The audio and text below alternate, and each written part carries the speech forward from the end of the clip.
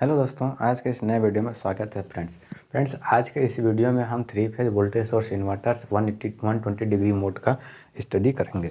ठीक है, यदि आपने हमारा पिछला लेक्चर देखा होगा तो उसमें हमने 180 डिग्री मोड पे का वेव फॉर्म देखा था वोल्टेज का, और इस वीडियो में हम 120 डिग्री मोड पे वोल्टेज का वेव फॉर्म देखेंगे।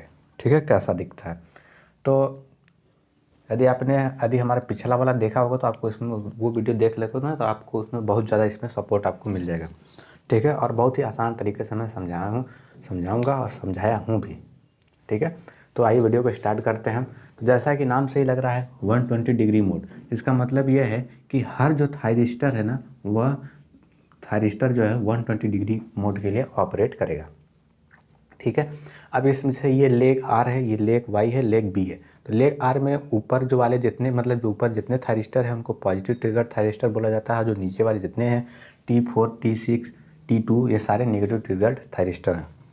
ठीक है, तो यहाँ पे ये जो लेग आर है, ये लेग आर के का जो थायरिस्टर है T1 और T4। तो T1 कंडक्ट करेगा 120 डिग्री के लिए और नेक्स्ट 120 डिग्री के लिए T4 कंडक्ट करेगा। ठीक है, तो सबसे पहले ये भी आप जान जाओ कि पोल वोल्टेज क्या होता है।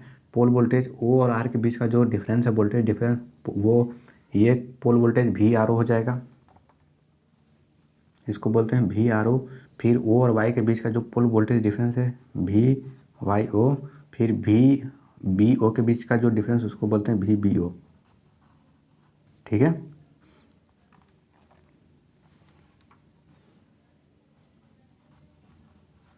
इसको बोलते हैं पोल वोल्टेज। तो इसमें एंगल का जो लैग है वो -120 डिग्री और ये लैग है -240 डिग्री। ठीक, तो इस तरह से अपना पोल वोल्टेज एक दूसरे से 120 डिग्री का लैग करें। तो आइए इसका सबसे पहले हम क्या करते हैं, पोल वोल्टेज का वेव फॉर्म ड्रा करते हैं। तो ये हो गया VRO, ये हो गया VYO, ये हो गया VBO। ठीक है, तो जब अपना T1 जो थायरिस्टर है ना, वो कंडक्ट करेगा 120 डिग्री के लिए, तो उसके अक्रॉस जो वोल्टेज हो जाएगा वो VS/2 होगा। कितना होगा? VS/2। ये VS/2 प्लस VS/2। ठीक है, फिर इसके बाद फिर इसके बाद 120 डिग्री माइनस VS/2। फिर इसके बाद इसका वोल्टेज 0 हो जाएगा। ठीक, इस तरह से इसका वेव फॉर्म को ड्रा करना है। तो हमें पता है कि लैग कर रहा है ना। आप यहाँ पे देखो वाई वाला लैग कर रहा है 120 डिग्री से। तो वाई वाला कहाँ से शुरू हो जाएगा? ये यहाँ से शुरू हो जाएगा 2π/3 से। तो ये हो गया 120 डिग्री, फिर ये हो गया 0, फिर ये हो गया,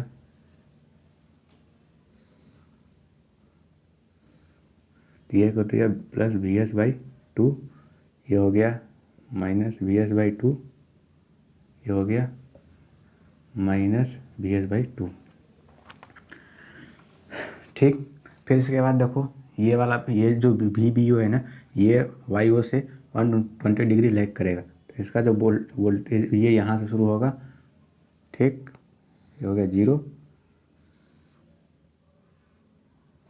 ये हो गया प्लस VS/2 -VS/2। ठीक, तो ये अपना पोल वोल्टेज का वेव फॉर्म ड्रा हो गया। अब हमें चाहिए लाइन वोल्टेज। लाइन वोल्टेज कौन सा? VRY, VYB, VBR। तो हमें पता है कि जब आप पोल वोल्टेज को एक दूसरे से माइनस करोगे तो आपको लाइन वोल्टेज मिलेगा। तो जैसे हमारा लाइन वोल्टेज VRY है ना, तो VRY इक्वल टू क्या हो जाएगा? जब आप R वाले पोल वोल्टेज से Y वाला पोल वोल्टेज को माइनस करोगे तो आपका लाइन वोल्टेज मिलेगा। ठीक है, तो माइनस करते हैं।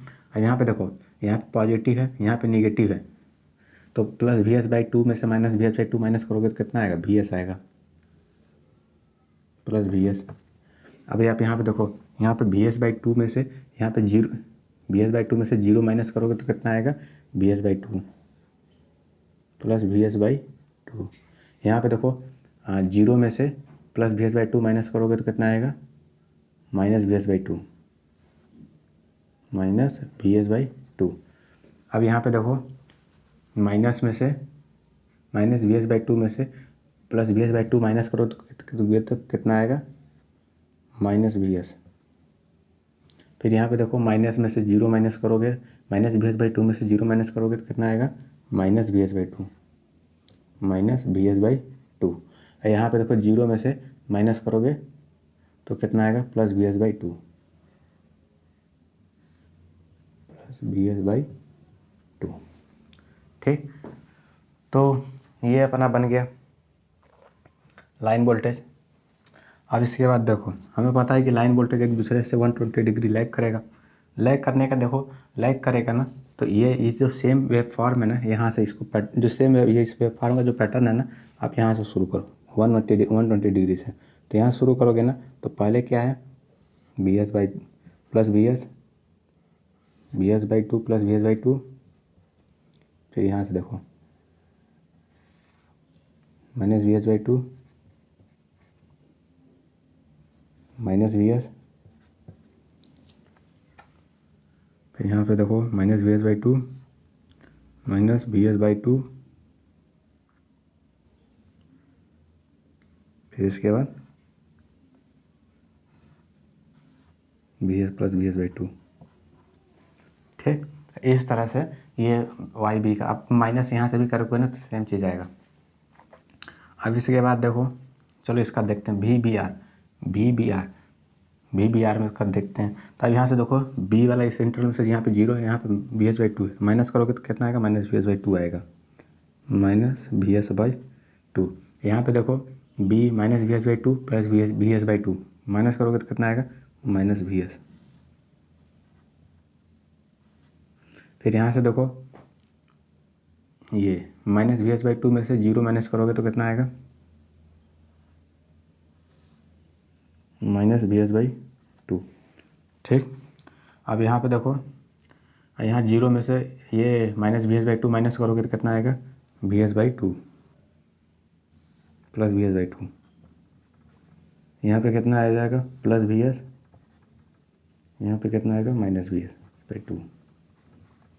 ठीक है, तो इस तरह से अपना लाइन वोल्टेज का जो वेवफॉर्म है वो बन गया। अब इसके बाद हमें क्या करना है, इस लाइन वोल्टेज का आरएमएस वैल्यू कैलकुलेट करना है।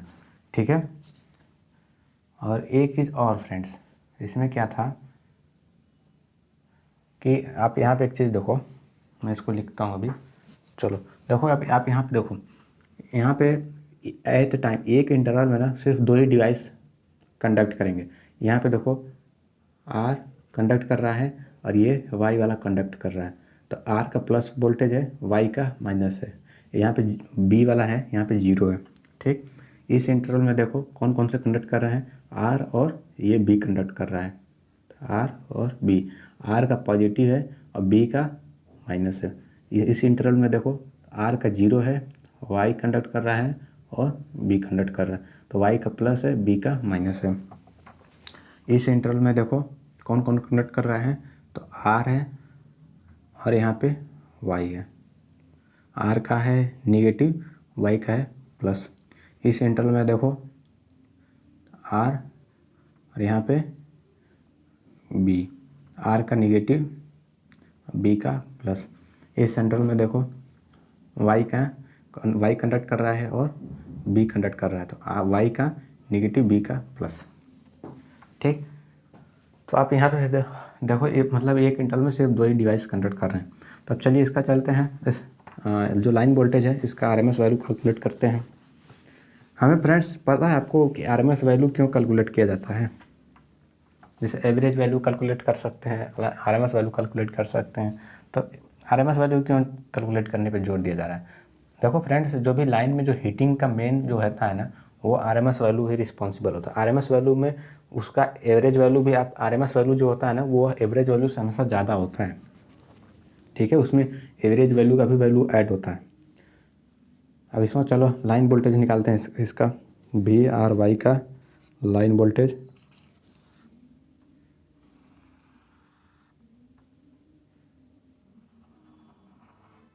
ठीक, तो अब यहाँ पे देखो इसका लाइन वोल्टेज निकालोगे तो कितना है, इसका स्क्वायर करो तो वी एस का स्क्वायर कितने टाइम के लिए, पाई बाई 3 के लिए, प्लस बी एस बाई 2 का स्क्वायर कितने के लिए, पाई बाई 3 के लिए, प्लस यहाँ पे फिर बी एस बाई 2 कितने के लिए, π/3 के लिए। ये कितने इंटरवल के लिए है, आधा इंटरवल के लिए। सिर्फ हमने पॉजिटिव हाफ साइकिल के लिए लिया है। यदि आप इसमें निगेटिव का भी जो ऐड करते हैं ना, तो आपको यहाँ नीचे से 2 से डिवाइड करना पड़ता है, 2π नीचे लिखना पड़ता। ठीक है, तो अब इसको सॉल्व करो। तो जब सॉल्व करोगे देखो क्या आता है। आप यहाँ पे जब देखो, जब सॉल्व करो तो इसका हो जाएगा VS² π/3 प्लस VS का स्क्वायर π/3, यहाँ पर नीचे आ जाएगा 4 प्लस VS का स्क्वायर /4 π/3 डिवाइडेड अपॉन कितना हो जाएगा, पाई हो जाएगा। ठीक, पाई हो जाएगा। अब हमें चाहिए कि फ्रेंड्स यहाँ पे नीचे से यदि हम 4 से ऊपर नीचे मल्टीप्लाई कर दें, यहाँ नीचे 4 कर दें, यहाँ पे ऊपर 4 कर दें, तो अब देखो फ्रेंड्स ये वैल्यू अब आसानी से आप इसको कैलकुलेट कर सकते हो। पाई से पाई कट जाएगा, पाई से पाई कट गया। अब क्या आया, टोटल 6, कितना आ गया 6 VS का स्क्वायर अपॉन 4 × 3, तो ये कितना आ जाएगा 3 × 2 = 6, 2 × 2 = 4, तो कितना आ जाएगा VS अपॉन √2। ये अपना लाइन वोल्टेज कैलकुलेट हो गया। ये क्या है, लाइन वोल्टेज, भी लाइन वोल्टेज। हमें इस देखो, हम ये जो लाइन वोल्टेज है वही डेल्टा कनेक्शन में line voltage phase voltage equal होता है। आपको वहाँ पे अलग से फेज वोल्टेज का रूट कैलकुलेट करने का ज़रूरत नहीं है। आप यहाँ पे देखो, लेकिन स्टार में क्या है कि आपको फेज वोल्टेज भी चाहिए। तो फेज वोल्टेज का आता है, यदि आपको लाइन वोल्टेज पता है ना, तो उसको √3 से लाइन वोल्टेज को डिवाइड कर दो। तो यहाँ पे देखो जो लाइन वोल्टेज क्या है, VS डिवाइडेड बाई √2। अब इसको √3 से डिवाइड कर दोगे तो ये हो जाएगा VS अपॉन √6। ठीक, तो इस तरह से आपको इसका लाइन वोल्टेज या फेज वोल्टेज कैलकुलेट करना था। लाइन वोल्टेज भी हमारा निकल गया, फेज वोल्टेज भी निकल गया। अब इसके बाद देखते हैं इसका हार्मोनिक एम्पलीट्यूड कितना है। ठीक है, इस लाइन वोल्टेज का, तो उसको भी देख लेते हैं। इसको मिटा देते हैं अभी। लाइन वोल्टेज देखना है nth हार्मोनिक एम्पलीट्यूड।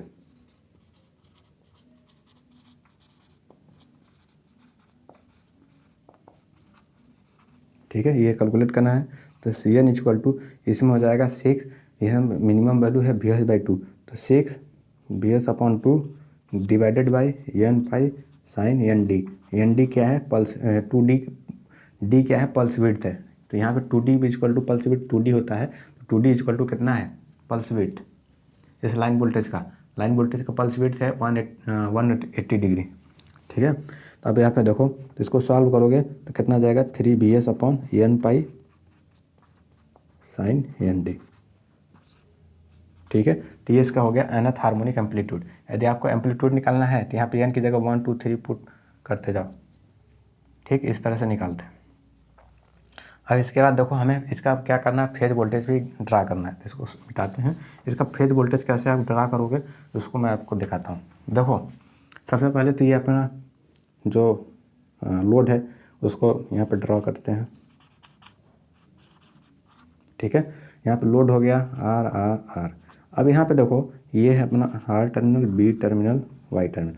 अब आप यहाँ पे देखो कि यहाँ पहले हम इस इंटरवल का लेते हैं। यहाँ पे क्या है, R पॉजिटिव, Y नेगेटिव, और B क्या है, B कुछ नहीं लिखा है ना, B 0 है। तो यहाँ पे B का जो वोल्टेज है ना, वो B मतलब 0 का मतलब B कंडक्ट नहीं कर रहा है, तो B = 0। ठीक है, तो यहाँ से करंट भी पास नहीं करेगा। तो सिर्फ यहाँ पे पॉजिटिव टर्मिनल कौन सा है, R, नेगेटिव कौन, R। यदि यहाँ से करंट मान लो आई जाएगा, इधर से करंट आई जाएगा, तो सारा करंट इधर Y की तरफ चला जाएगा, तो वही सेम करंट इधर जाएगा। इधर आप B से कोई करंट नहीं जाएगा। तो ठीक है, तो यदि आप इस लूप में घूमोगे तो ये अपना, आप यहाँ पे देखो R वाला जो टर्मिनल कौन सा है, ये है, इसका पॉजिटिव और Y का निगेटिव, ये है। तो जो करंट है ना वो ऐसे आएगा, इधर से आएगा, प्लस टर्मिनल से यहाँ से निकलेगा, यहाँ से होते हुए R से होते हुए, ऐसे होते हुए यहाँ से, फिर Y का जो T6 है इससे होते हुए ऐसे ऐसे मूव करेगा। ठीक है, इस तरह से कंडक्ट करेगा। तो आप इसमें जब KVL लगाओगे, KVL लगाओ क्या होगा, तो VS = 2IR। ठीक है, तो IR = VS/2। IR = क्या हो गया, VS/2। तो अब आपको देखो कि आप यहाँ पे ये तो मैंने बना दिया, ठीक है। तो ये जो आर वाला पॉजिटिव है ना, तो इसका वोल्टेज कितना हो जाएगा प्लस VS/2। वाई का है तो वाई का निगेटिव है तो इसका वोल्टेज हो जाएगा माइनस VS/2। तो आर का देखो, आर का प्लस है ना, तो प्लस है तो इसका वोल्टेज कितना है प्लस VS/2। यहाँ पे देखो प्लस VS/2 है। वाई माइनस है तो वाई का कितना है माइनस VS/2। बी है, बी नहीं है तो बी का वोल्टेज कितना है 0 है, यहाँ पे देखो 0 है।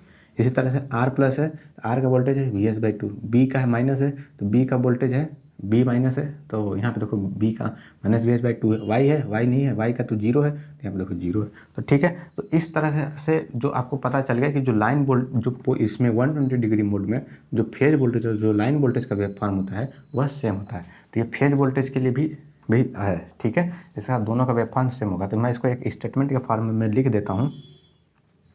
इसको मिटा दें, इसको मिटा देते हैं क्योंकि इसमें आपको थोड़ा सा वो लग रहा होगा कि ऐसा कैसे हो गया ना, तो इसको आप याद कर लो। देखो 120 डिग्री मोड में, 120 डिग्री मोड में लाइन वोल्टेज पोल वोल्टेज 120 डिग्री मोड में पोल वोल्टेज और फेज वोल्टेज का वेव फॉर्म, फेज वोल्टेज का वेव फॉर्म सेम होता है। सेम होता क्यों होता है पता चल गया ना, मैं पहले बताया था आपको, वही रीजन है इसका, ठीक है। तो ये आप मेन चीज़ ये स्टेटमेंट याद रख लो। तो यही आपका क्या हो जाएगा फेज वोल्टेज है। तो फेज वोल्टेज का भी इसका देखो ये VR है, इसको एन लिख दो, VYN, ये VBN सेम है, ठीक है। तो ये अपना फेज वोल्टेज, ये तो पोल वोल्टेज है 0, यहाँ पे O लिखा है तो आप समझिए गए पोल वोल्टेज है। ये अपना फेज वोल्टेज भी है और पोल वोल्टेज, ठीक है। तो इस तरह से फ्रेंड्स 120 डिग्री मोड का भी टॉपिक ख़त्म होता है। 180 डिग्री मोड का भी यदि आपने देखा होगा तो मुझे उम्मीद है कि वो बहुत पसंद आया होगा आपको। इस पर जो न्यूमेरिकल है वो आसानी से आप, यदि आपको फार्मूला ये सब लाइन वोल्टेज का निकालने का फार्मूला नहीं पता है, नहीं जब आप याद कर पाते हो तो उसमें यदि आपका इन्वर्टर पर क्वेश्चन दिया हुआ है तो बिना आप याद किए हुए कैसे क्वेश्चन को सॉल्व करोगे आज के मैं बताऊंगा, ठीक है। तो देखो उसमें मेन चीज़ आपको रखना है, याद करना है पोल वोल्टेज आप आसानी से ड्रा कर लोगे, उसमें कोई दिक्कत नहीं है क्योंकि आपको नाम से ही यदि 120 डिग्री दिया तो आप 120 डिग्री कंडक्ट कराओगे, कराते हुए आप उसका वेव फॉर्म ड्रा कर लोगे। 180 डिग्री है तो 180 डिग्री कंडक्ट कराते हुए उसका वेव फॉर्म ड्रा कर लो। जब आप मेन चीज़ है पोल वोल्टेज, यदि आप पोल वोल्टेज का यदि वेव फॉर्म आप ड्रा कर लेते हो तो आपको लाइन वोल्टेज का क्या पता है। लाइन वोल्टेज दो पोल वोल्टेज को सब्ट्रैक्ट करने पर लाइन वोल्टेज निकलेगा, तो इसको माइनस कर दो तो ये आपका लाइन वोल्टेज आ गया, ठीक है। तो लाइन वोल्टेज के बाद निकलने के बाद इसका आप RMS वैल्यू निकाल लो। तो root mean square RMS value आसानी से आप निकाल सकते हो। जब आप आसानी से निकाल ले सकते हो बस आपका क्वेश्चन सॉल्व हो गया, ठीक है। तो इस तरह से इसको मतलब सॉल्व करते हैं। तो ये अपना हो गया वोल्टेज सोर्स इन्वर्टर का भी अपना टॉपिक ख़त्म होता है। इसी में एक चीज़ और फ्रेंड्स, यहाँ पे यदि आप करंट सोर्स इन्वर्टर है ना, तो करंट यदि करंट सोर्स वोल्टेज की जगह करंट हो जाता है तो यहाँ पे इंडक्टर सोर्स साइड लग जाता है। तो आपको एक क्वेश्चन है कमेंट में बताना कि यदि यहाँ पे कैपेसिटर और इंडक्टर इस कैपेसिटर की जगह यदि हम इंडक्टर यूज करते हैं तो क्या फ़र्क आएगा, और यदि हम करंट सोर्स इन्वर्टर में यदि कैपेसिटर यूज करते हैं तो क्या प्रॉब्लम आएगी, ठीक है। तो क्वेश्चन यही था आज के वीडियो में, बस इतना फ्रेंड्स। मिलते हैं नेक्स्ट वीडियो में, तब तक के लिए गुड बाय, थैंक यू। और हमारे चैनल पर नए हो तो लाइक सब्सक्राइब शेयर कमेंट्स कर दो। मिलते हैं नेक्स्ट वीडियो में।